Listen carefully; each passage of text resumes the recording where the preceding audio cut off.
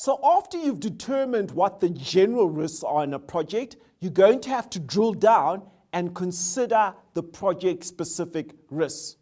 So project-specific risks are those risks which manifest precisely in terms of the specific venture that is being undertaken. It's unique to each project.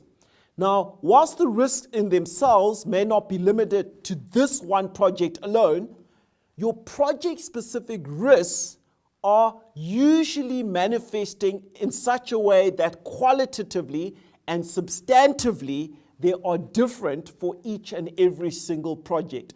No two projects are alike or identical in this respect.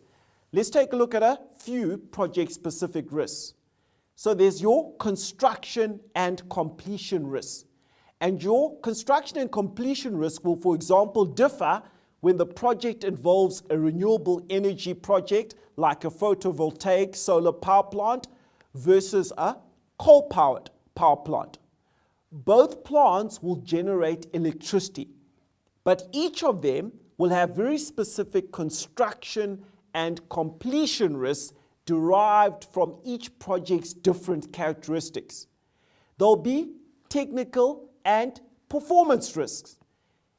Is this a tried and tested technology that has been in existence for decades? Or is it a new emerging technology that is still unproven at an industrial scale? There'll be financing risks. Right? What is the risk that the project may not reach financial closure? Or in other words, the project will fail to raise the capital required to execute it. Is there any refinancing that has to take place during the life of the project? What are the working capital financing arrangements? Are there any covenants that could be breached, resulting in the banks either calling in their loans or taking over the project? You might also have syndication risk. If the project requires syndicated debt facilities, what is the risk that there may be insufficient appetite from debt providers and that syndication is a failure? Then you'll also have specific operational risks. What are the operational risks that the project exposes you to if you are the operator of the project company? And there may be realization risk. If, for example, at the end of the project's life, you anticipate to realize 200 million from the disposal of the project's assets, what is the risk you're not going to realize the final amount? And there could be counterparty risk. Counterparty risk.